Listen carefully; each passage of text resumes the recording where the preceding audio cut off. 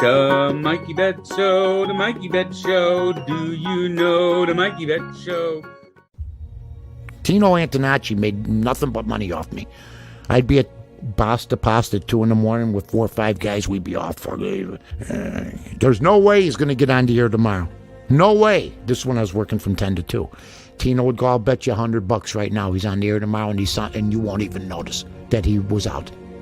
So I'd come on. Hey, everybody, Mike North here on WSCR, The Score, along with Dan Jiggets. Mike, how you doing today? I'm doing good, Jigs. Everything going good. What'd you do last night? I was on the world tour last night. But you know me, when the red light goes on, and then we'd go to a break, I'd go, oh. And then we'd go back on. Bing, bang, boom. Right? Because nobody driving that's listening to me or any of the guys at The Score wanted to hear that shit, that you're hungover. Nobody wants to hear that. Hey, everybody, we're Metallica. We're tired from last night. They don't do that. Hey, I'm Mick Jagger. We're going to put on a show if we can, but we were out late last night, right? Hey, Sinatra. Last night I was drunk till 4 in the morning. We'll try to give you what you want. They just go out and do it.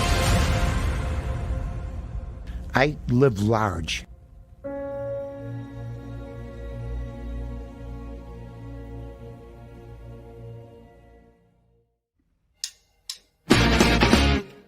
Hey everybody, it's Aldo Gandhi, and I just want to let you know really quickly that our swag shop is reopened. DeepDishTees.com is where you go, and that's tees with T-E-E-S. Clever name, guys. They're the new home of our merchandise. You can get t-shirts, you can get caps, you can get coffee mugs, you can get hoodies, you can get all sorts of good stuff, and you'll help out the bar room with the purchase.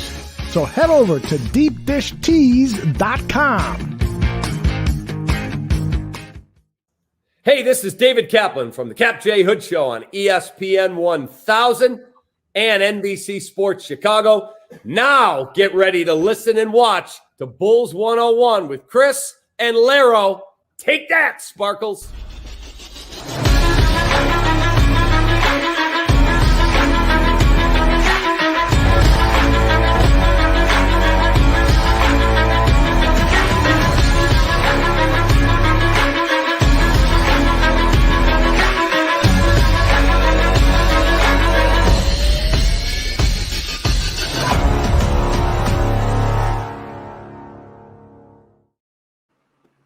What's up, guys? Welcome into Bulls 101. I'm Chris Amundsen here with my guy, Mr. Larro Golden, on this beautiful Saturday evening. Just got done with streaming some Pat Williams Summer League review. How was it?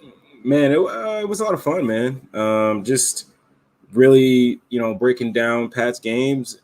His one game against San Antonio in the Summer League, and just really being able to chop it up with some great basketball minds and bounce ideas off each other. And it was just really fun, man. Really a lot of fun. Awesome. You guys should definitely check that out. PD Web, Above the Break 3 on Twitter has some great streams, so go check that out.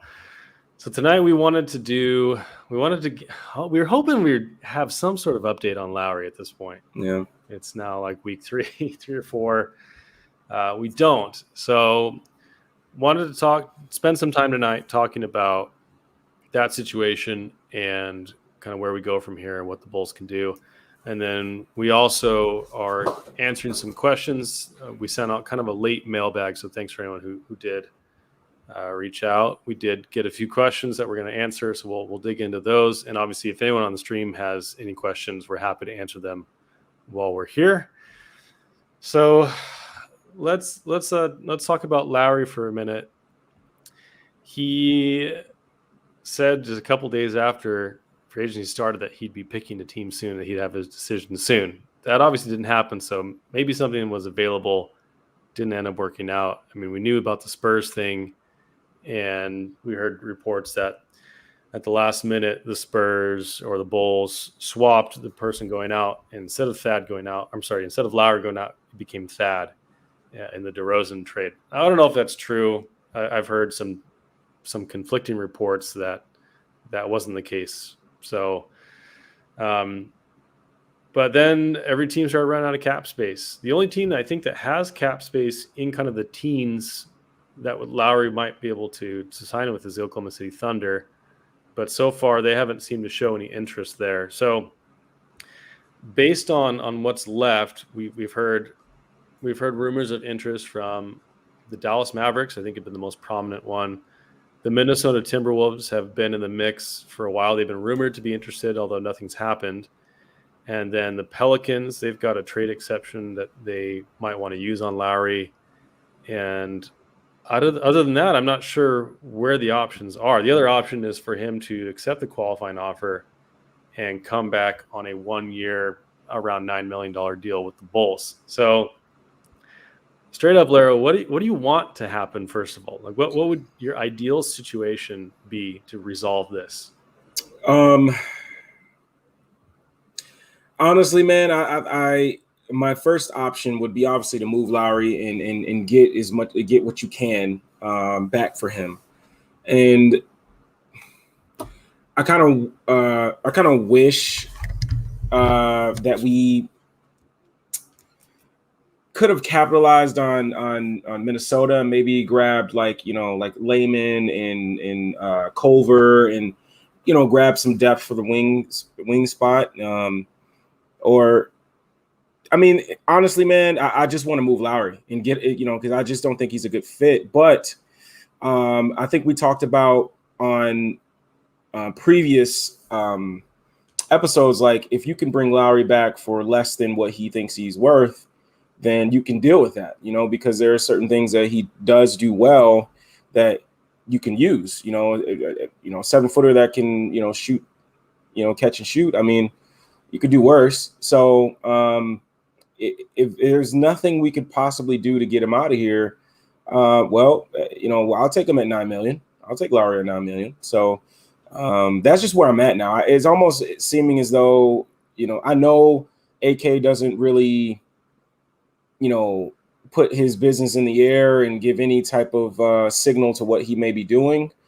But it almost feels like it's getting close to that, where it's like Lauri may have to come back, and hopefully on that $9 million, qualifying offer, who knows? Maybe he has a heck of a season, first half, and you can move him maybe for something better. Who knows? But my first option is I would love to move him now if we could. Yeah, I mean, I know there's been some discussion, because as every day that passes, it makes it more likely, I think, that Lauri comes back on the qualifying offer. There's been some discussion of, would that be such a bad thing?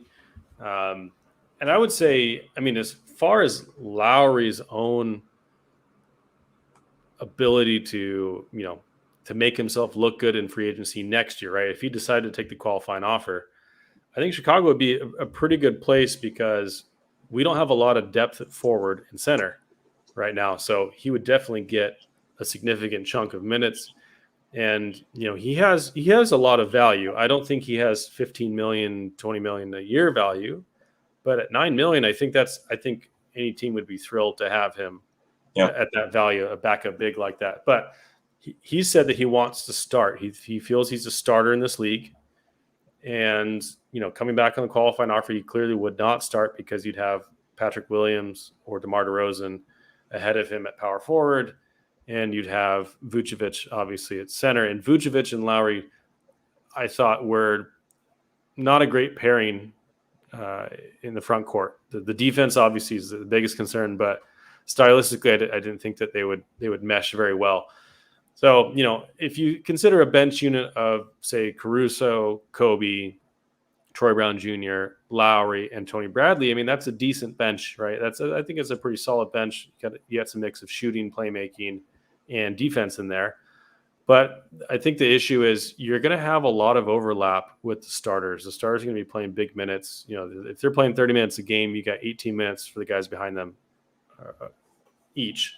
And so you're going to have to be playing mix and match there, and they're not going to have all bench units running out there. So he's going to be playing time with DeMar or with Pat or with Vucevic in the front court, and I think that could be problematic for our defense. I think that's kind of the major concern. The other concern is I don't know if Lauri wants to be here. I mean, he's made it very clear that he doesn't. It would just be tough for him to come back I think he's burned that bridge. I'm not saying nothing against Lauri. Lauri's done nothing wrong. Like, he obviously wants to be a starter. He thinks he's worth more, and doesn't see that opportunity here anymore.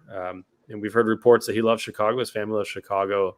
So I don't think there's anything personal here. And I think some fans maybe have kind of taken that the wrong way. But Yeah. I mean, Lauri wants to be in the best position for Lauri, and more power to him. I don't think it's here, but if it did come to it, I think it could work stylistically. I think you'd have to play him as little as possible with Vucevic and DeMar DeRozan. Yeah, I totally agree. And you know, I think some people hear that and they're like, well, why? That offensively that'd be, you know, fun, but I think you have to look at the other end of it, and defensively that's just not a great trio to have on the floor. You know, because obviously, you know, hopefully Billy doesn't have to play Lauri at the 3 again, but so that would mean Lauri would be at the 4, and obviously Vuce at the 5, and I don't trust Lauri on the help side rim protection, you know, secondary rim protection at all. So that's just something that you got to think about. And, you know, I think Lauri is one of those players where you seriously have to sit down and really think about the pros and cons. You know, does his offensive ability that he brings, does that outweigh what he does on what he doesn't do on the defensive side of the ball? And when you sit down and you really break things down, I just think that you'll come to say, like, you know what, this just isn't, you know, the best thing for this team going forward, because Lauri as a backup 4 is cool on $9 million, but you would love to have a more defensive minded or at least a two-way kind of, you know, 4 behind him, behind Vooch and behind Pat, I should say, and roll that way, you know, because now you can do some different things with your lineups because you have that defensive guy in the back end there for rims, help side, rim protection and things like that. So Lauri is just tough, man, because he has games and flashes, and I think sometimes it can do what the Daniel Gafford dunks and blocks did for people, and that's like it overshadows the other flaws of the game, you know, of his game. And I think you really just have to, you know, be real and sit down and really understand that, like, yeah, Lauri on $9 million is probably a bargain, you know, for a 7-footer that can shoot it at 40%, you know, if you go off last year's percentage. But I think you got to start thinking about stationary shooters are a little bit easier to guard, more so than movement shooters, right? So, and those movement shooters are more of a threat to me than a stationary guy. So, and I think Lauri as well, like he needs to be more consistent in his closeout creation. Somebody that shoots 40%, you're gonna get hard closeouts, and I think he doesn't do a consistent enough job of really making those closeouts pay and getting it, you know, either, you know, getting to the lane and maybe shooting that drag step or making another play. And I think, Chris, you've touched on this plenty of times about Lauri, is he doesn't really pass well, you know, and that would be something that if he added that to his game, just making the right read. We're not asking him to, you know, be, you know, Luka or any of the best passers in the league, but just being able to make the right read in order to keep the advantage going. And yeah, man, I mean, that's just stuff you got to think about with Lauri. Yeah, I mean, he's clearly in his career been a play finisher rather than a creator. He has not had a point guard per se to set him up. So I mean, and many people have brought that up as not an excuse, but as reasoning to where you could see improvement or a better situation this year if you were to come back on the qualifying. Hey, now we've got Lonzo, we've got DeMar, Zach has improved. We've got more playmakers on the roster who could set him up and put him in better spots to finish. So being 7 foot and someone who can shoot as a stationary shooter is definitely effective because it's harder to block you when you're 7 feet tall. Ask Kevin Durant. If anyone who guards Kevin Durant, how difficult it is to alter his shot. But a lot of people talked about the comparison of Lauri to Davis Bertans. for example. But Davis Bertans, the reason he's, I think, a more dangerous shooter and an overall better player is because he can shoot on the move, as you mentioned, right? A movement shooter is harder to guard and than Lauri. And I think if Lauri were to get more into movement shooting, and Billy tried to run him off screens and stuff this last year and kind of get him going. And when he can get to the basket, he's really good. He's a great finisher at the basket when he gets there. He just didn't do it very, very much. Yeah. But if we could get him moving to the basket or coming off of screens and popping and being a movement shooter, and that would make him more dangerous. And as you mentioned, the passing element, if you can have him get that movement gravity and then be able to create or maintain an advantage from a defense that's in rotation and, needing to help in that situation, I think Lauri would be much more useful. And I think what frustrates me about Lauri, I think he's a great player, and I think he shows flashes of greatness. I think he could be a really, really, at least a high, like a really super shooting high role player, like if you really wanted to, and borderline star. I doubt he can become a real star without creation ability. But I mean, as far as a key role player, he could do that on the offensive end if he just diversified his game a little bit more. So we actually had a question. One of our questions was from Stuart Smith at Aussie Stuart 33 on Twitter. He kind of asked this question. He said, at this point, is it better to let Lauri get his fresh start elsewhere and take back a player? And he said, maybe Maxi Kleber from Dallas, and stop chasing the first round pick in return? Or should we hope that he signs a qualifying offer and keep him as the best remaining free agent big available? And he says he still hopes to sign Paul Millsap. So I think that this is the other question that gets to it is, okay, maybe Lauri is not the best fit for us because of the history and because of what he said and because of the team needs, but is he better than what's available right now? And I think that's a difficult question, and it becomes a more difficult question by the day. So what do you think? Is Lauri better than what's available on the market right now at that power forward position? I think if you are talking about shooting, yeah. But I think if you talk about the whole package of player, I think I would rather have Millsap because I think he's a better rebounder. I think he's a better passer. I also think he's a better team defender. And I think he would offer this team more than what Lauri could because, again, like I understand, I don't want to sound like I'm just pounding on Lauri, but I think it's just more so the fit.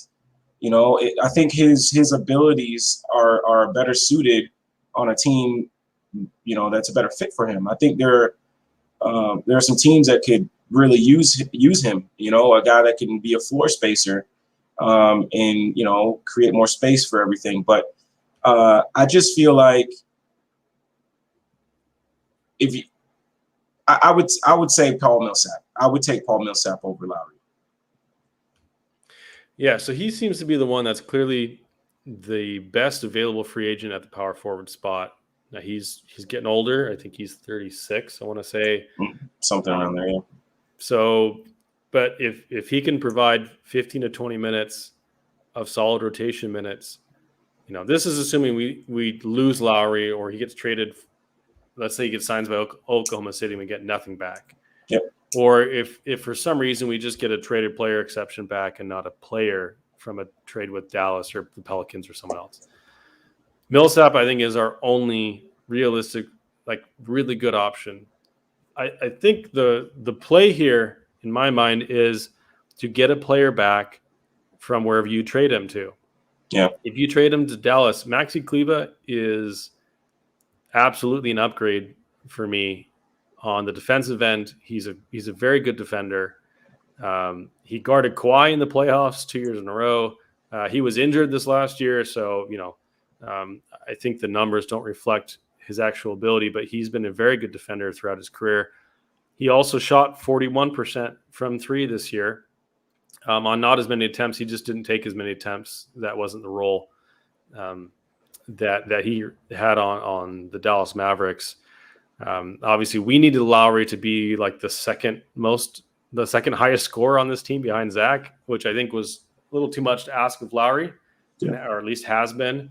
But Lauri got a lot of shots up at pretty high efficiency. He shot 48, 40, 90, I believe, or close to it this year. But the defensive end, like Maxi Kleba could provide, he could play starters minutes. Yeah. And hold himself up defensively. He could play next to Vooch. He could play next to DeMar. Something that I think our friend Mark mentioned he had Stefan No on his podcast earlier this week, I believe. They mentioned the need for lineup versatility with Vooch. So the defensive lineup versatility that is something that we've been lacking since we traded for Nikola Vucevic. Wendell Carter was really, really good at switching schemes. He could play in any scheme and be effective as a defender, and that's something that's really important. So Bam Adebayo is someone who's really good at that as well. And it just allows your defense to adapt to multiple situations and multiple looks that the offense is throwing at you. We don't really have that ability with Vooch because he's basically a drop-only big. That's the only scheme that he can really run with any consistency. And so if you bring in a guy like Kleba, I think you could play some small ball 5 with him. Another idea was, I know this is kind of off topic, but with the small ball 5, what do you think of Pat's ability to do that sometime in the future? Do you think Patrick Williams could be a small ball 5 in situations this year? I do. I think there's a possibility of him playing some small ball 5. I think he's very strong. I think he's strong enough. The only thing is I would like to see him. I wonder what type of scheme you could play with him on the defensive side of the ball. Like I haven't seen Pat in a drop scheme or anything like that. So it would be kind of cool to see what they would run with him as a small ball 5 defensively. But I think he can do it. Yeah, I mean, I think you could play him at the level. You could trap with him. I think you could play. I don't think it would make as much sense to do deep drop. I think that kind of loses some of the advantage you'd have playing Pat. But that could be a really fun lineup. I think we might see that this year. That'd be cool. Because Billy likes to throw stuff out there just to see what sticks sometimes. You could truly play 5-out offense with Pat at the 5. Like that would be pretty deadly. That would be a lot of fun, I think. Yeah. Getting back to the Lauri thing is, as you mentioned, Minnesota was kind of the other candidate that I thought, hey, it'd be really nice to pick up Jared Vanderbilt, who's a restricted free agent this year. He's young. He could kind of get signed to a fairly cheap deal. He's still a restricted free agent right now, so maybe that's still a possibility. But the Minnesota Timberwolves did trade Jarrett Culver and I believe Juancho Hernan Gomez did they trade him to the Grizzlies? Who did they trade him to for? I think it was for Patrick Beverly. I think they traded the Grizzlies. Yeah. Beverly. So Culver's not there anymore, but there may be someone else there. The other option I thought of was, all right, if he just re-signs with a qualifying offer, like what's the soonest that we could trade him? I don't know if the qualifying offer does give the player that's on it the right to veto any trade. But you'd have to imagine that if Lauri does want to get out and he only wants to be, if he can't get the money this year, he only wants to be a free agent for, he only wants to be under contract for one more year and then hit the market again next year. With a sign and trade, the minimum you can sign is for 3 years. So that means he'd be stuck for 3 years, making less money than he'd want to. So the other thing is, okay, if you're Lauri, do you sign a qualifying offer? And then on December 15th, when free agent signings over the summer are now eligible to be traded again, do you get traded? So you play the Bulls for 2 months and then try and get traded somewhere else to then sign, with the promise or with the, the wink, wink kind of contract of, hey, we'll pay you more next year when we've got this cap space. If I were Lauri, I might do that if nothing else presented itself. Yeah. But if we can't get a guy back, we have our traded player exception for like 5.8 million, I think it might be. We have the biannual exception, which is 3.7 million. And we have minimums. So those are basically the only ways we have to fill that salary slot and the roster spot that Lauri would leave behind if he did trade him for something. the problem with a traded player exception is you can't sign a player with a traded player exception. You have to have them traded from another team. So you could have a sign and trade in theory, but there'd have to be some sort of incentive for the team that's signing that player to do that. And the Bulls seem to be in the business of trying to recoup assets right now rather than ship them out. So I don't know if that's a possibility, but that may be something, kind of more cap creative that they could do to try and bring someone in. The sleeper candidate that I really want, if it wasn't Maxi Kleber, is Larry Nance from Cleveland. I'd love to have Larry Nance as a backup four, because he could play starter minutes too if we really needed to, and he could shoot. He's a really, really quality defender. He could play small ball 5. Yeah, I doubt they're willing to do that, but basically there's a slot that we have. Sorry for being long-winded, Larro, but no, you're good. The salary slot that's available for trade, people have to remember that it's the base year compensation rule, which says basically if you sign and trade a player, the outgoing salary counts as either half of the contract that they just signed or whatever they made the year before, whichever one is, I believe it's whichever one is greater. So if Lauri signed for a $14 million a year, then it would count for $7 million of salary outgoing. So that's the amount of salary we'd be looking to get back. And you can take up to, I believe it's 175% of that salary. So I did the math because his previous salary was $6.7 million. So we can take up to a contract of, I think it's just about $11 million down to that 6.7. So Larry Nance would fit into that. Maxi Kleber, who's making $8.8 million, he would fit into that. And then if we sign someone like Jared Vanderbilt to a contract, we may be able to do that as well. So, but we can't absorb someone was like, oh, just get Kevin Love. Like can't absorb Kevin Love's contract with the sign and trade. For the same reason, I believe the Boston Celtics can't trade for Lauri with their big exception because they would hard cap them. And I think they're already over the luxury tax apron. So I know this is like minutia stuff, but I don't think they can actually sign Lauri if they wanted to right now. Yeah. But that's basically that's the Lauri option. That's what's left to us. Either he stays in the qualifying offer and we try and trade him as soon as December 15th, unless there's a different date. I got to check the CBA and see if there's a different date for qualifying offers. But or we try and get someone back like Jared Vanderbilt, Maxi Kleber, Larry Nance from the Pelicans. I don't think the Pelicans really have anybody that we'd want either at this point. Yeah. So it's not looking super, super great. Is really what it is. Yeah, man. It just this whole investigation is tough too, because I feel like, gosh, man, like it makes you wonder if Paul Millsap, or really Paul Millsap is really who I'm talking about, but like that on top of the whole Lauri situation, like if you wouldn't mind explaining, like Lauri and the Bulls are basically kind of just playing hardball with each other, right? In some kind of way. Yeah. Is that right?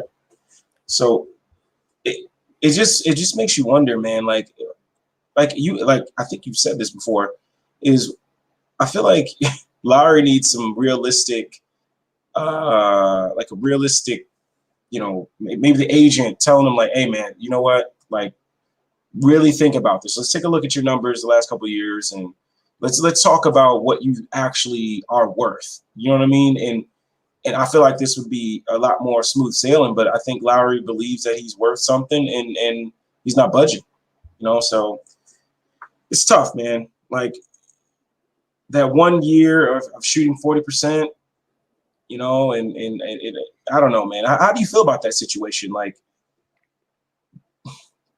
if you were his agent, what would you say? Well, here's the issue is people say, yeah, well, he had a good year from a shooting standpoint. Right. Mm-hmm. So here's the problem with the premise. He's a 7-footer that can shoot. First of all, it wasn't true for the first 3 years. He was shooting league average from 3. So it wasn't really like a huge advantage. now he is shooting 40% from three, which is great. We wanted that to happen. But the premise of someone saying he's a 7-footer that can shoot is the 7-footer part is the base, right? It's you are a big man.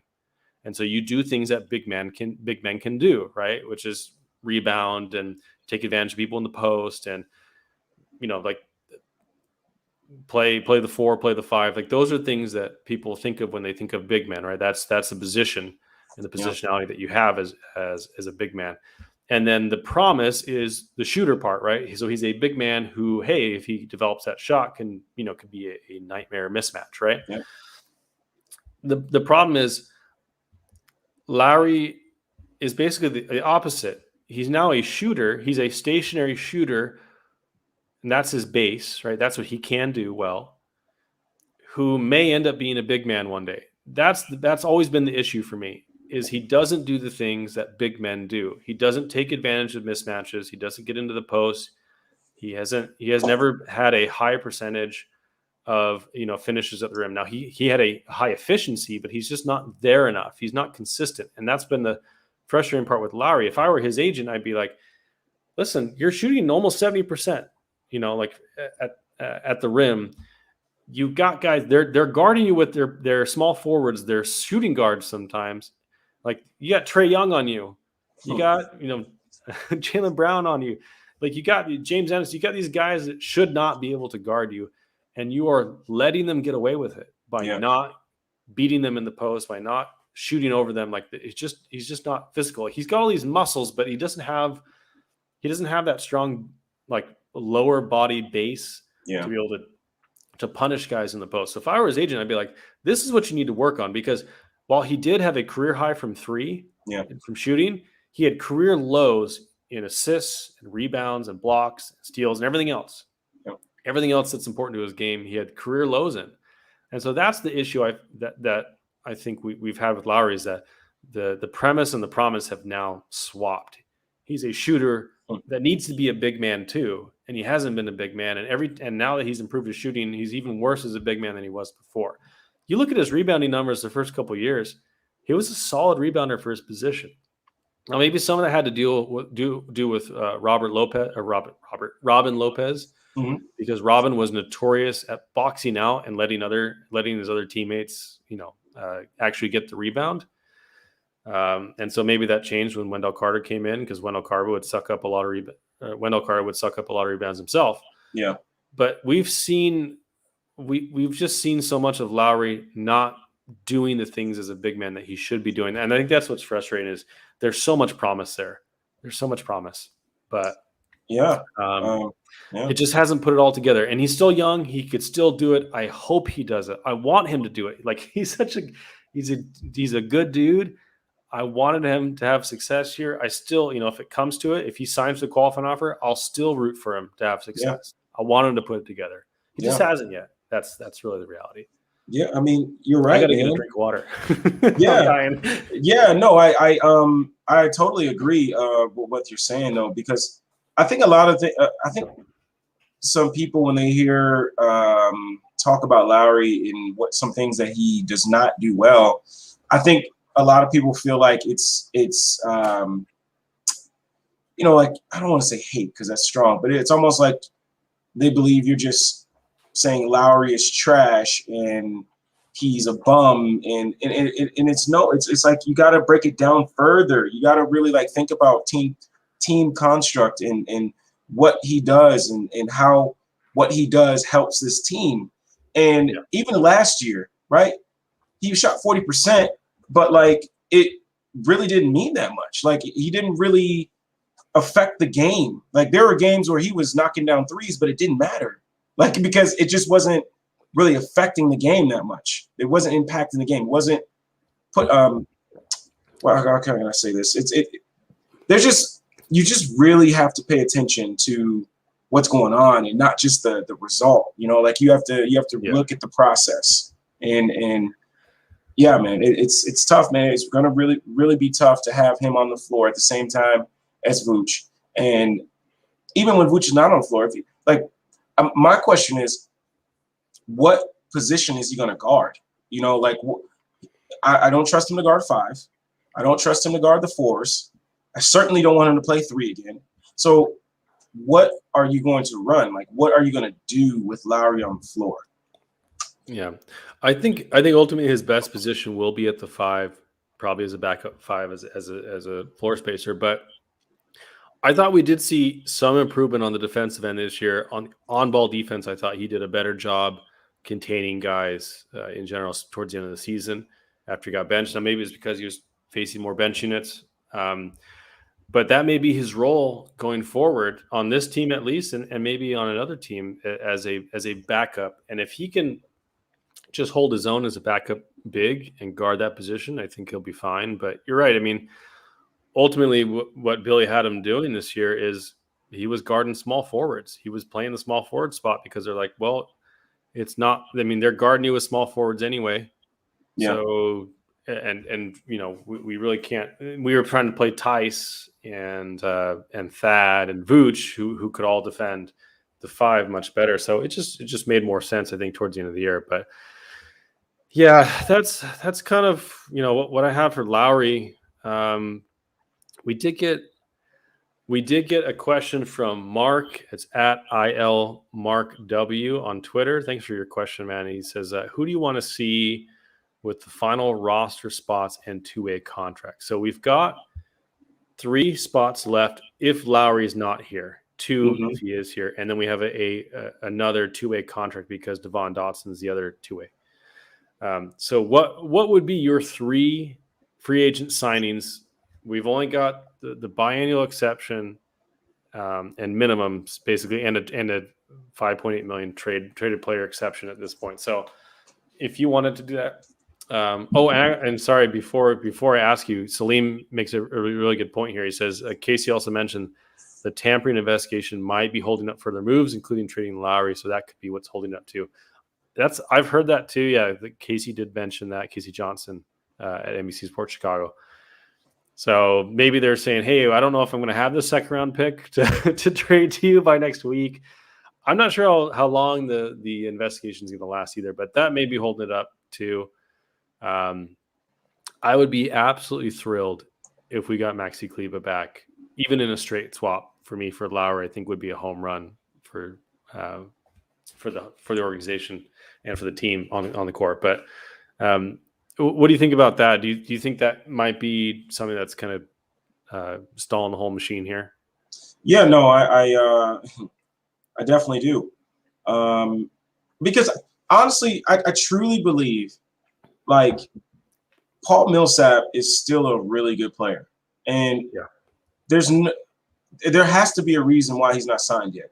Like either he's waiting because he is interested in the Bulls, or I just can't see a team just letting Paul Millsap sit there. You know what I mean?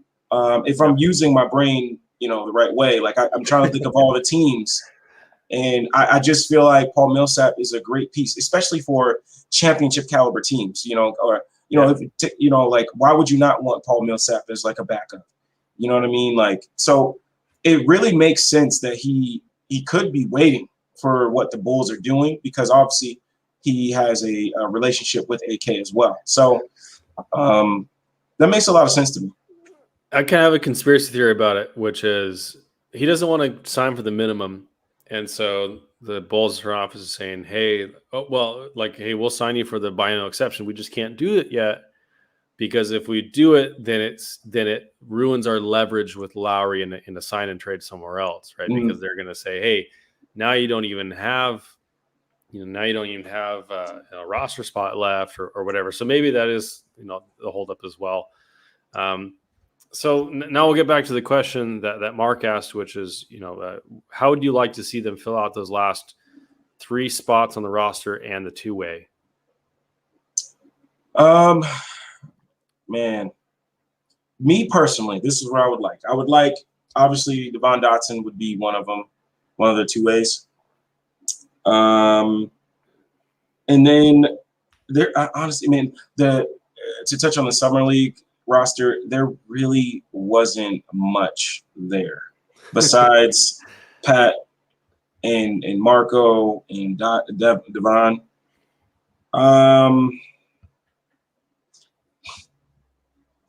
I mean, the only guy that I would even think about like giving a two-way contract to is Tyler Bay, and that's just because like he's still young, and there are certain things. Maybe he plays better with better talent around him. You give him a shot. So I'll go Tyler Bay, Devon Dotson with the two ways, and then Paul Millsap. How many is that now? You got 2 more roster spots, full, Okay, 2 more actual roster spots.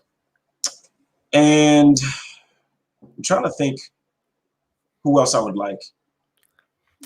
I got a name for you. Isaiah Hartenstein. Oh, hey, there we go. Your third center, I think would be a nice pickup. Or Salim mentions Simi Shutu. He's on our summer league roster. He had good moments last year, actually. I did not think he was that good in summer league. I definitely noticed him last year. Definitely. Yeah. But summer league, he was kind of he was almost invisible in summer league, which is kind of a problem. The other guy I think would be, I mean, you really want a backup power forward, another backup big, either power forward or center, and then a wing is kind of where it's all in the front court we're missing. So the wings I was thinking of are guys like Stanley Johnson or James Ennis or Rondé Hollis Jefferson, guys like that who, have experience, and maybe they've got a flaw in their game, but they can all defend. Yeah. They can all be a warm body to if and when there's some sort of injury that they can step in and kind of hold down the fort. Yeah. I think Troy Brown Jr. is going to have a really, really great season. I was just listening to Mark Schindler's podcast, Premium Hoops. He and Jackson Frank were talking about Troy Brown. Troy Brown is really key to this roster. Unfortunately, I wish there wasn't so much pressure on him, but I think we're going to see big minutes, and we're going to need big minutes out of him. But I think we need more wings, more bigs at this point. So those would be my 3. I would probably pick Paul Millsap, Isaiah Hartenstein, and like Stanley Johnson. I would probably pick as a backup wing. What do you think? Yeah, no, I like that. It's just funny because I think it was Salim that said it, maybe, that everybody that has a good game against the Bulls, like the Bulls always go after them in free agency. And I remember like Stanley Johnson had like a hell of a game against us. Didn't he drop 41 on us? Something like that, man. He couldn't miss, but you see the defensive ability, like, so if you could have him on your roster and not have to depend on him to play big minutes and just come in, when needed, I think you could do worse. And no, I like your picks, man. I'm just going through this free agent list. Whew, is it bare? It is. Hey, what's up, Clayton? Yeah, he says he was at summer league for Bulls Grizzlies. No one came close to popping except for Iowa and Marco. Yeah. Oh yeah, man. Yeah, it was not pretty. Sorry, Clayton. I know Clayton reached out to me, see if we could meet up at summer league. Unfortunately, I was only there for the one day, but love to next year. Next year, man, we should do it for sure. And Larro's coming too next year. Come on, Larro. Oh, I'll be there. I've already talked to the wife. So you got the approval. So amazing. Yeah, man, I'll be there. Let's see. What are some other options? So we mentioned our 3, but are there any other options? I mean, there's guys like Mike Scott or Patrick Patterson. I can see Mike Scott. Alfonso McKinney is another guy that I think kind of like 3-and-D-ish. Yeah.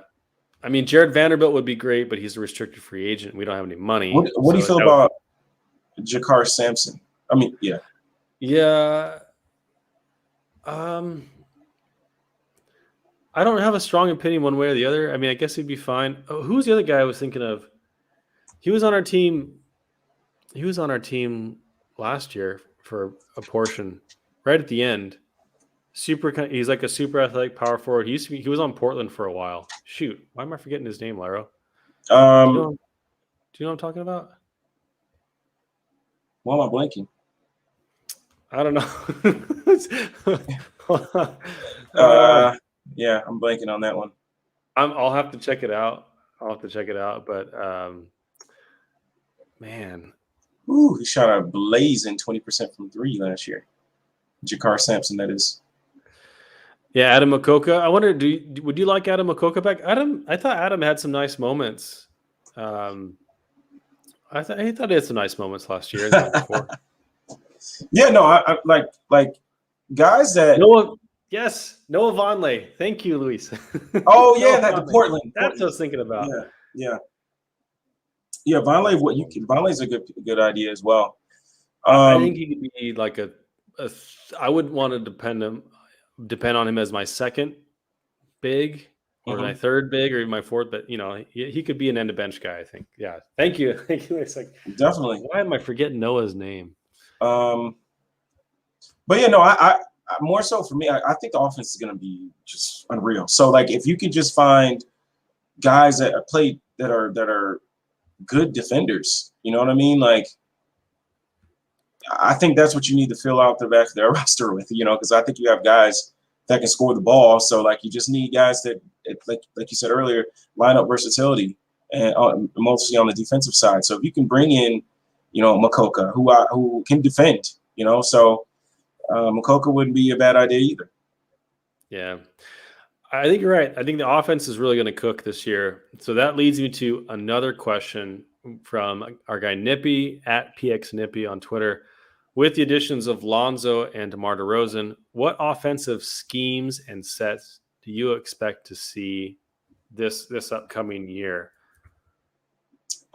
So, man, there's just so much you could do with that with these new additions, but I don't think the delay action with Vooch is going away. I think you're going to see a lot of that, which is when you when Vooch is at the top of the key and he's holding the ball while there's actions going on both sides of the ball. Maybe there's a pin down going on one side. Maybe there's maybe there's a floppy going on the other side. Like, there's just different things you can do. I think Will brought this up when he was on our pod last time, our show. Is he kind of doesn't want to see like spread pick and roll like that much, because I agree with him. I think that it's a starting group that has really good passing. So why would you want to take that away? So I think you would run like a lot of Chicago action, which is a pin down. The guy comes off the pin down, gets a dribble handoff from a big, or not really big. It could be anybody with the dribble handoff, but and try to get defenses moving that way and you get the paint touches. You got guys. Now you have guys that are pretty good closeout creators and Lonzo and Pat and guys like it's just such a well-rounded offense, and there's just so many things you can do, right? You can draw up some backdoor plays, UCLA screens. You can. They're just so Billy's gonna have so much fun.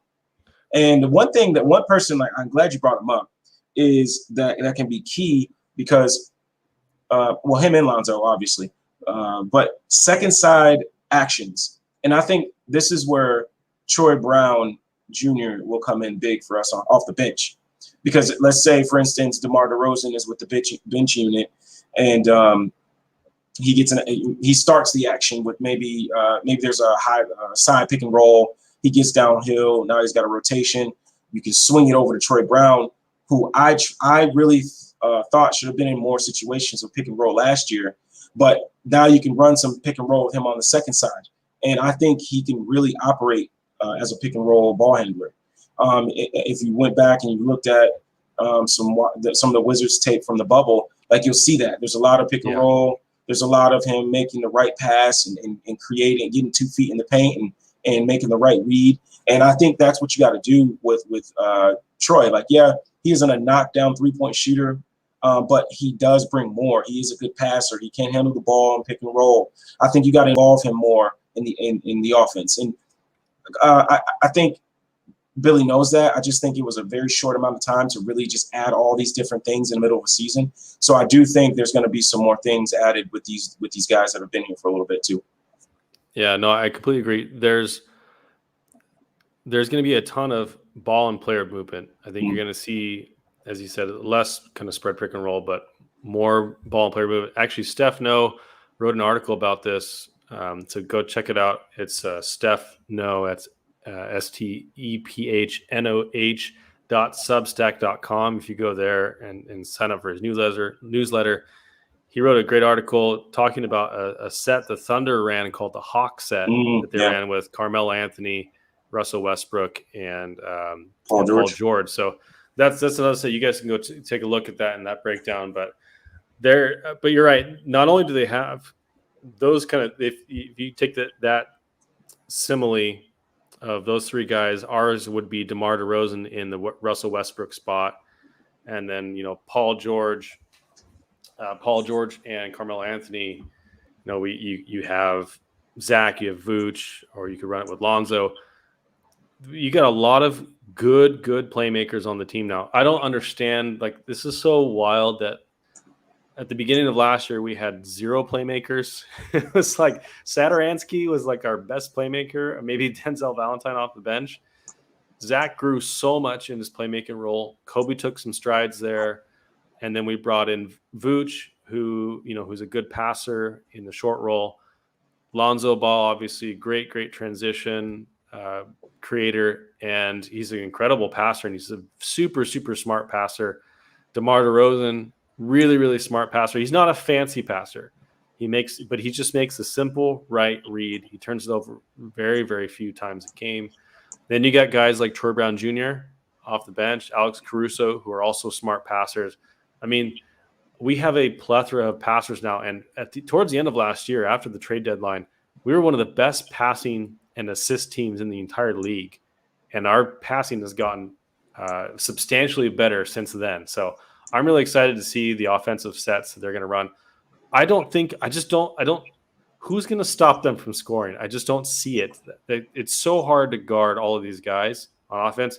I can't even think of a trio of stars in the league that has more offensive potential than Zach, Vooch, and DeMar, other than Kevin Durant, Kyrie Irving, and James Harden in Brooklyn.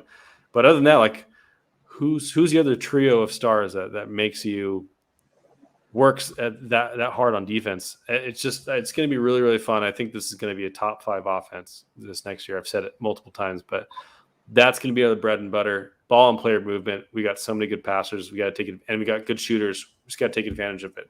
Yeah. I just feel like to go on about this offense is there's just so you get Vooch last season.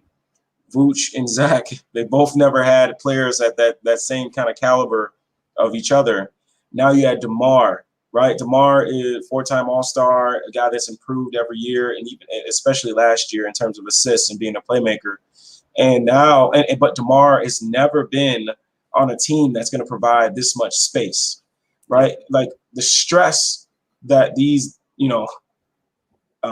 head coaches are going to have coming in to play the Bulls is going to be at a level that is going to literally not, and it's cliche to say to keep them up all night, but it really is. Like, you're going to have to think about what you pick your poison. Are you going to, if you run pick and roll with DeMar, are you going to play at the level of the screen? Are you to try to keep him out of the paint? If that happens, then what are you going to do on the second side? Are you going to be guarding, back door looking for lobs? You got Pat, who's a great cutter. It just fits so well, and I think, obviously you haven't seen it on the court yet, but in theory, like, this is just a really nice fitting offense. And I don't get the knock on the fit of DeMar. I don't get that, because I feel like you're not looking deep enough. You're just not paying attention if you think that's going to be a problem. Exactly, man. And the number one thing that I'm kind of happy about is off-ball Zach. Off-ball Zach is another nightmare. Yeah, man. He's a nightmare. I just don't understand, man. I don't, because you're not going to leave Zach open. You're gonna be on Zach. You're gonna have to worry about Vooch. Now you got to worry about Lonzo, who's a great creation, closeout creator. You got Pat, who's a good cutter, and then you still got to worry about DeMar. So I don't know, man. It's just something to really think about. Like you're not lying, man. This is going to be fun. Like Bulls fans are going to turn on the TV and have fun, right? You're not going to turn on the TV and say, well, hopefully we win, but I'm going to crack my beer and have some fun with this one tonight. No, you're going to be cracking your beer. You're going to be ordering your pizza, your food, and sitting down because you know you're going to get a show.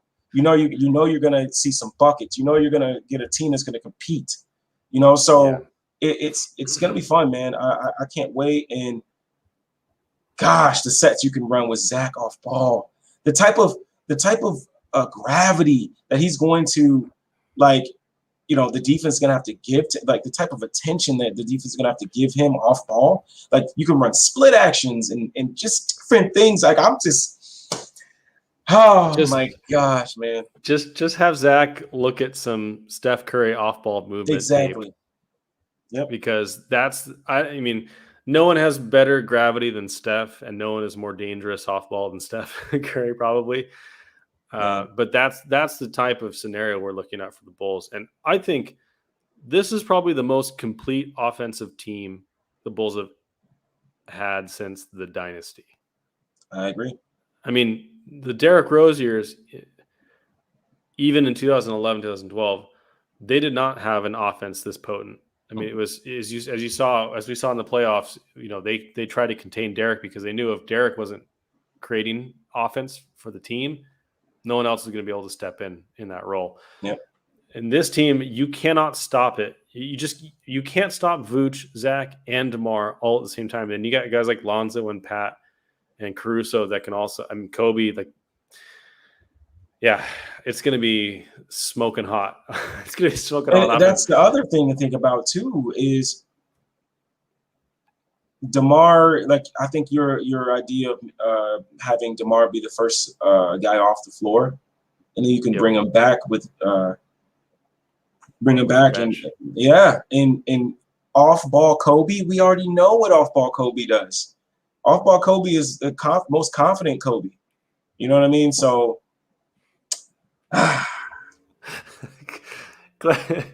Clayton's throwing me for a loop here. He wants Jim Boylan to join the TV broadcast crew for just the. Actually, who I really like to join the broadcast crew at some point. If Stacey King ever retires, and not that I suggest he does anytime soon, because he's very, very entertaining. But Carlos Boozer would be an absolute joy to have as your color commentator as well. But he's done really well with the ACC network as well. He's pretty good. He's good. So the offense is going to be really, really good. The defense, that's why I think those last few roster spots are so important to really solidify the defense, because the bench is still a little weak right now. You got Alex Caruso, who's really, really strong as a sixth man. He's kind of a low end starter quality as well. Kobe obviously is, as many people have said, he's like a great six man off the bench, kind of, career arc. And I'm not limiting Kobe at all. I think he can be more than that. But that's something that he can really lock into that role this year as a bench scorer. And Cook, man, he's going to have so much fun. Troy Brown Jr. is going to be really important, but he's still unproven. We saw a lot of great flashes, both in the bubble and at the end of the season when he got traded to the Bulls. But he's going to have to be very, very consistent on the defensive end this year, and hit some threes, do that secondary playmaking you were talking about as well. And Troy, Tony Bradley as well. He's going to be a decent big. But if Vooch goes down for any number of games, like, I don't think Tony Bradley's the answer at starting five. I think you still need another big guy in there that can soak up a bunch of those minutes. So a guy like Paul Millsap, Maxi Kleber. I mean, Max Kleber I'm praying every day for Maxi Kleber at this point, because I think he's not only is he a great option, he's the best option I think available at this point, if that rumor is true. What's crazy? Yeah. Is when you said that, right? Other years, like you said, Vooch, right? If he goes down, you still have Zach and DeMar. You know what I mean? So, like, you're still going to be able to score the at the ball, center but spot, like, right? No, I'm just thinking, like, yeah, like usually it's like, oh God, no, we just gone down. And of course you're still gonna be like down about it because you don't want any of your players to go down. But like when you think about it, you're like, wait, we still have Zach and DeMar to like really control things. And wow, we got options. So that leads us to our next question. This is from Matt Hearn at Matt Hearn1 on Twitter from the UK. He's asked questions before, so shout out to Matt. Which of these new signings do you think has the biggest long-term and short-term impact is what his question was. So Lonzo, Caruso, DeMar, and we can even throw in Vooch. I know he's not an off-season signing, but we've only scratched the surface of what I think he can do for this team. Who do you think has the biggest? Let's start with the biggest short-term value. I think it's DeMar, because I think what he brings as a playmaker is something that's going to make this team that much better. So I think short-term is DeMar. I agree with you. I was going to say DeMar for short-term for that reason. I think he really raises the floor of this team more than anyone else. I think he raises the floor. And the playmaking is very, very needed. Salim, we're just saying you got to have depth. He's saying, why are we talking about Vooch going down? Let's throw some salt on our shoulders. No, I don't want Vooch to go down, please. I'm saying you have to have depth in the regular season. You got to have depth. You got to have rotation. You got to have actual rotation players, which the Bulls have failed to do. Like the Suns had like actual depth last season. They had real depth. So that's why. So I think I would agree with you. I think DeMar for the short term. For the long term, I think the answer is Lonzo Ball. I agree. Because you're locking in a young player who has improved every season, who is a gifted. He is an elite passer. He's a gifted passer. He's becoming a great shooter, getting better every day, and he's young. And he can grow along with Zach. He can grow along with Patrick Williams in both of those timelines pretty effectively. So that would be my choice for that one too. Yeah, man. You're getting a guy in my opinion, at a bargain at such a young age, and if he could just figure out, just I don't know, maybe do some yoga and get some lower body flexibility. Hips. You know what I mean? Some lower body flexibility to really get low and try to get by guys and create some havoc, because he's still young. But we talked about this on the stream with PD and Jackson and Asher and Daniel. We like implementing, make every team, I'm pretty sure in the NBA, but that probably is already there, but yoga, man. Like I think a lot of these players like need to really get into yoga and get that lower body flexibility going, man. Because if a guy like Lonzo, that if he could just, his hips, man, they just kind of are a hindrance for him a little bit. But you never know, man. If he can just maybe get even pull-up shooting, becoming a better pull-up shooter, and adding that to his bag, and maybe, who knows, maybe get a floater, like just continuing to add things to his game, which is he's still young, so it can still happen. So yeah. I don't know. I don't have the stat in front of me, but I swear I heard from someone that his pull-up shooting numbers were actually on the rise this year as well. So, yeah, I think you lock up a great player. So I think that $20 million contract right now. I mean, it's $80 million over 4 years, but I think it starts at like 18 something. I think that's a really, really solid value today. And I think he should get better, and I think that'll be a value contract as the cap continues to go up. It'll take a smaller percentage of the cap each season. I think it's going to be a great value contract. So yeah, thanks for that. Thanks for that question, Matt. I think, man, the playmaking from both of them is really going to be key. In the half court for DeMar and in transition for Lonzo. And if he does a little bit more yoga, you never know. He can add a little more to his game, because a lot of people have talked about when he was with the Lakers and his responsibilities with the Lakers as a playmaker and at UCLA versus with the Pelicans, and they want to see more of the previous Lonzo. I think he can, but the hips are an issue. But I think he can get better. I think he can get there. And we've got him locked up, and he wants to be here. It's so nice to have 2 free agents that really want to be here. Yeah. Come to Chicago, and they were 2 of the best free agents available on the market. All right, let's see. We've got one more question this is from Wits End at Catalonia CNT on Twitter. If the Bulls end up being a surprise contender, who basically, I think this question is saying who's going to be most responsible for that? Like, who needs to improve the most in order for that to be a reality? Is it going to be Patrick Williams, Lonzo Ball, Zach LaVine, or is it going to be someone else? Man, Tim, ask Zach LaVine to improve more. That's man. Woo. But I don't know, what can Zach do to improve? The man is shooting 28, 5, and 5 on basically 50, 40, 90, and he's taking insane shots and still doing it all by himself. What is he supposed to do better this year besides defense? Which he looks like he's doing a great job for Team USA this summer. I know, right? He was killing it. He was doing really good. I think for me, it's Patrick. Like if Patrick can take that DeAndre Hunter kind of leap and that's a great comp.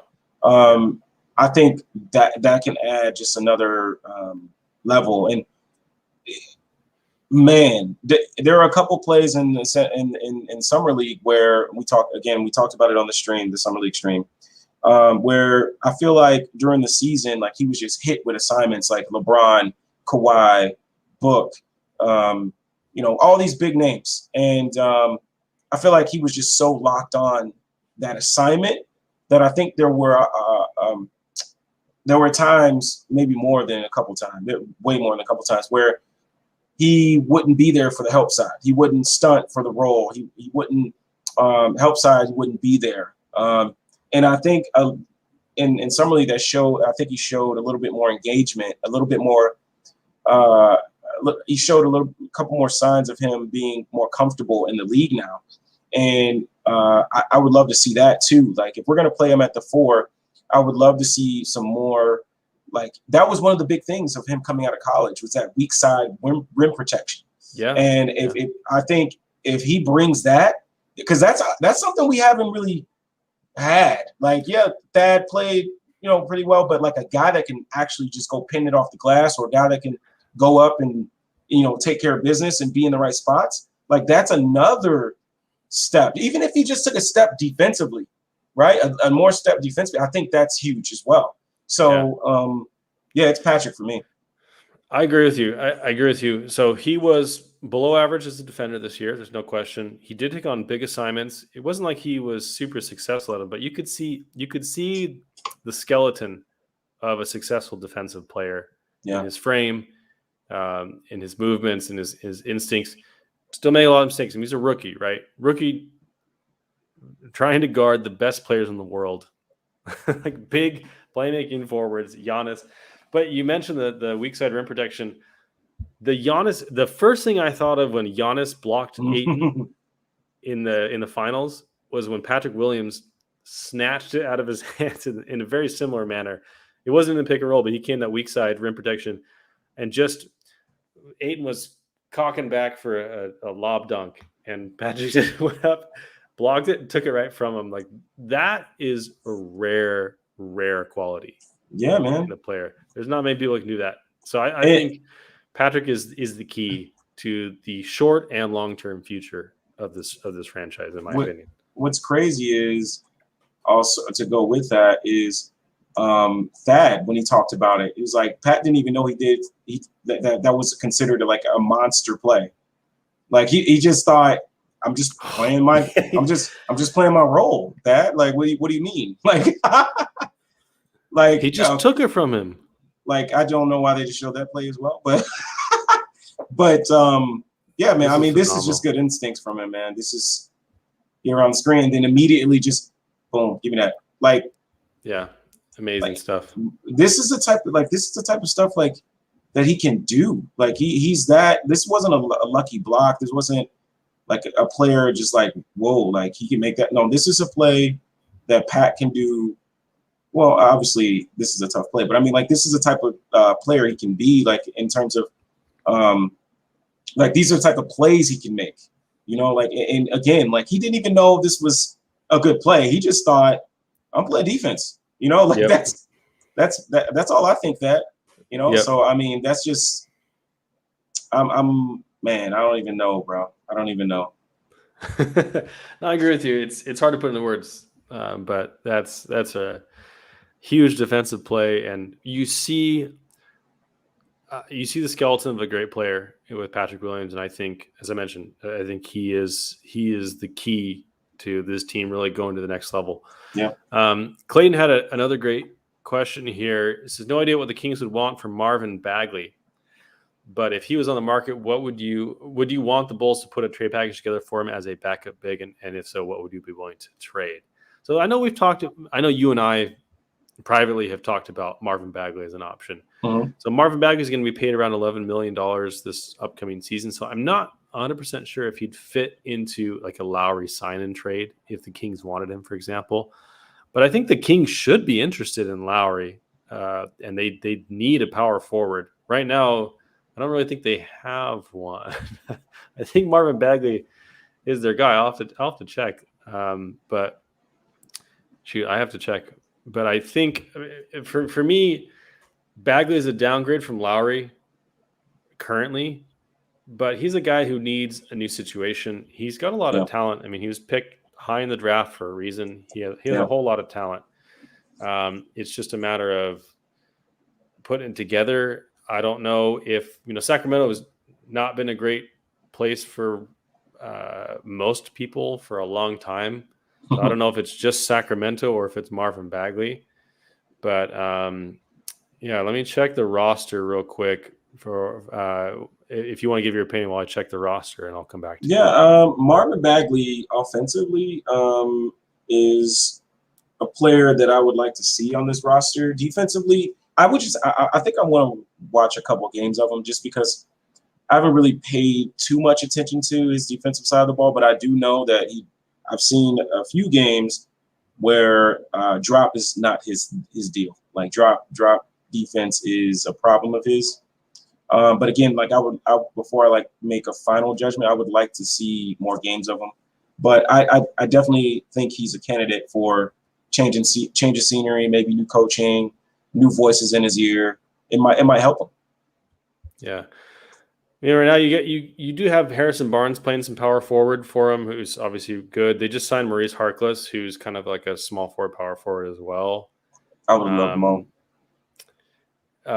But and then Robert Woodard, he just came off his rookie season. He's more of a small forward. So, I mean, they definitely need a power forward if they can get one. I think Lauri would actually fit fairly. I mean, we got Fox and Halliburton setting you up, and then you got Marvin Bagley. You got Harrison Barnes at the wing. And Rashawn Holmes. That's what it was meant. Yeah, Rashawn Holmes is a great center, and he, his floater game is out of this world. Yeah, I know, right?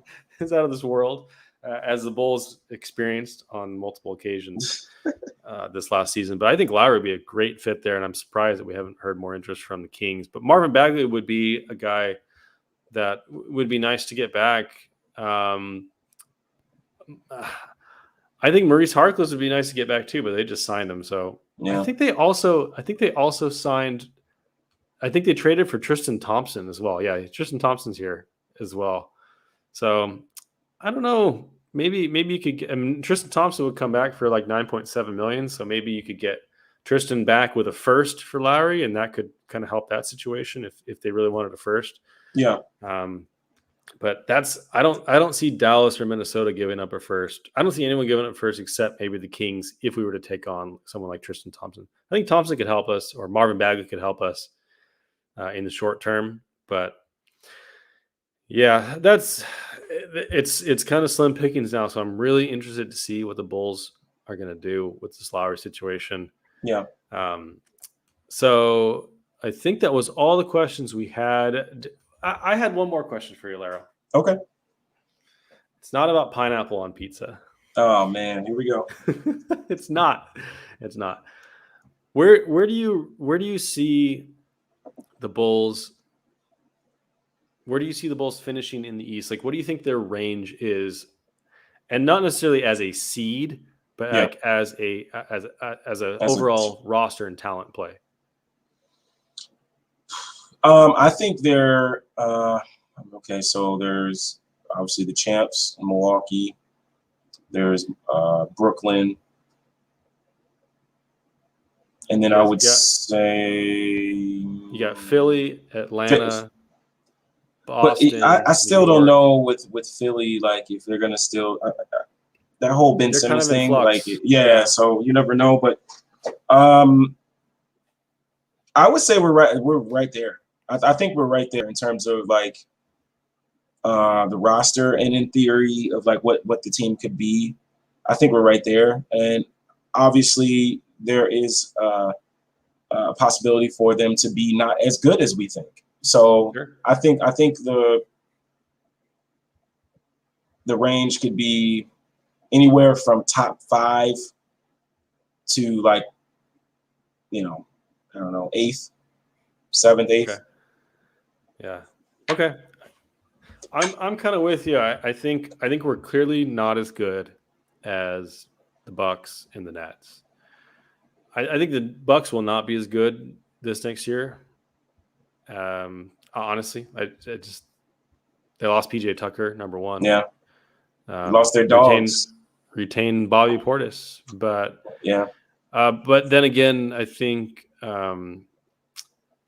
I think Allen's from the Grizzlies is going to be a great pickup for them, actually. And then they got Dante DiVincenzo coming back, hopefully as well. Mm-hmm. Yeah, Philly. So in my mind, the next tier would be like Philly, Miami, maybe Atlanta, or kind of like the next 3. But I think Atlanta is not good. Well, I don't know. Atlanta's talented and they're deep.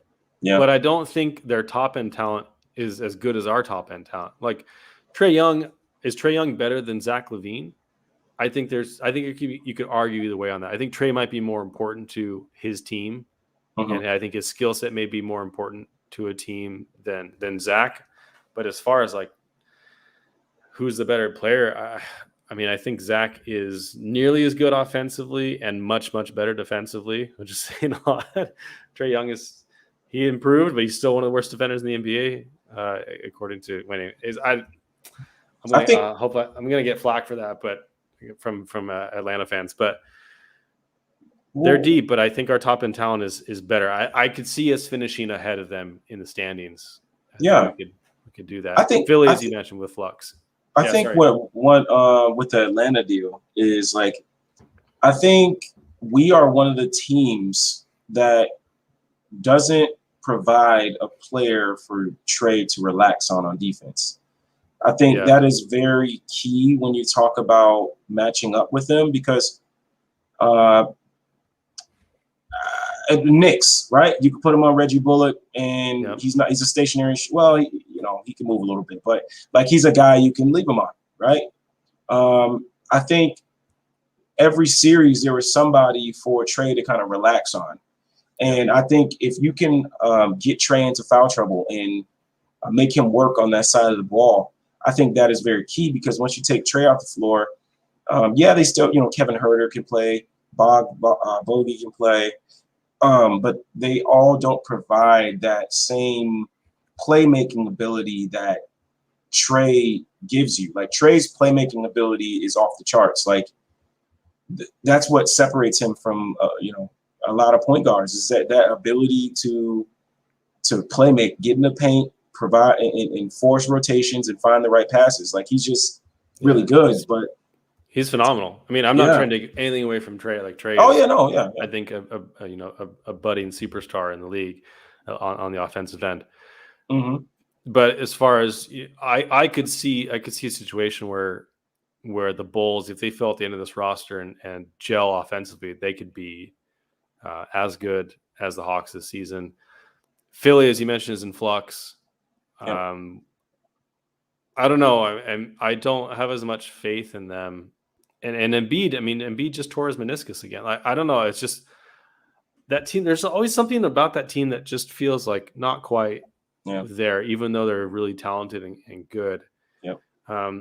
Boston significantly improved. I mean, they got rid of Kemba Walker. Kemba Walker's contract. They got Al Horford. Al Horford's a quality player, even though he's getting out there in age. Signing Dennis Schroeder for the money they did as a backup point guard is really solid. Their front court is still a little bit weak. I mean, they signed Enes Kanter again, which I don't know. I guess Robert Williams is good. He just got an extension, but not a whole lot. No, not a whole lot there in the front court. But their guard depth is good. They got Marcus Smart, Jaylen Brown, Jason Tatum, obviously, Schroeder. Peyton Pritchard is coming along pretty nicely as well. I mean, they got some guys. So I think the mix that I see the Bulls in is with the Celtics, the Celtics, the Knicks, and the Hawks. It's kind of that tier. I think Philly and Miami might be the next year. I think Miami, though, the issue you have is depth, and age. And I know we love Jimmy Butler. But that man's going to be making like $50-something million. I think that contract is going to be in his late 30s. That's a problem for another time. They've got some top-end talent, though. I mean, Lauri's really good. Duncan Robinson is really, really good. Tyler Hero, I think, is going to be better than he was last year. Obviously showed flashes. I think people overreacted to the flashes he showed in the bubble, but he's still going to be a quality rotation piece. Victor Oladipo, if he's healthy, is a quality bench piece for them. They got one of the Morris guys. I think it's Markeith. They picked up, and Dwayne Dedman is there too. So they got some depth, but it's kind of shaky depth, if you will. And we'll see what happens. But Bam, Jimmy, and Lauri are going to be really, really good. Yeah. And they picked up PJ Tucker as well for that starting lineup. So we'll see how it all fits together. There's definitely talent there, but the fit is kind of odd. They really need Duncan Robinson and Tyler Hero to really be shooting the lights out all year. Yeah, really, really, and they need Lauri to stay healthy. Yeah. But they're top end talent. So there's a long-winded way of me saying I think they could finish as the third best team in the East this season if it breaks right for us. If Philly's kind of doing weird things and Atlanta takes a step back, and if the Celtics don't come out front. But I could also see us finishing like 7th or 8th in the play-in. I think we're better than a play-in team, but the problem is the Knicks got better, the Celtics got better, Atlanta probably got better, and they got more experience. And then Miami got better. So you got those 4 teams and Philly, and then the Bucks and the Nets all kind of vying for that spot. And the Hornets are not far behind. The Pacers aren't far behind. The Raptors could surprise. I mean, who knows? Like the East is like 12 teams deep this year. It's really kind of crazy. Yeah,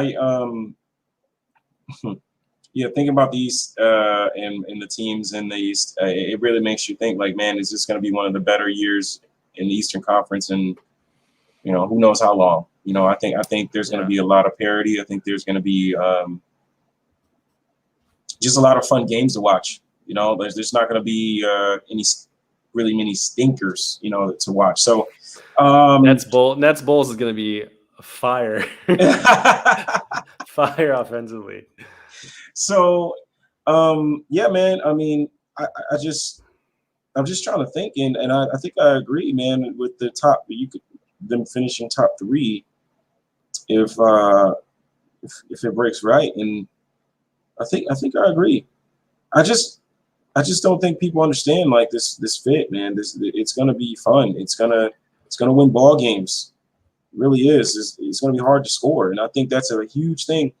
Like if you can continue to make teams have to grab the ball out of the net, is more than they get a steal, more than they get a live turnover, more than they, get a rebound and get on the break. Like if you can really make teams have to continue to run offense, like that also is a way to help your defense because you can get back, get set up, and give it your best shot every defensive possession. So Huge I boom. just, yeah, man. That's what the Nets. I mean, that's what the Nets did last year. They're Yeah. like they had 0 good defenders other than Kevin Durant and like Nick Claxton.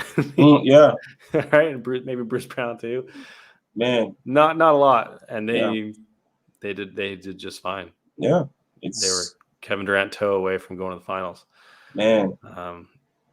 So Yeah, no, I think the East is the Nets to lose this year. yeah. If we're really being honest about it, If they're healthy, if they're healthy, they are going to be. I do not want to see them in the playoffs.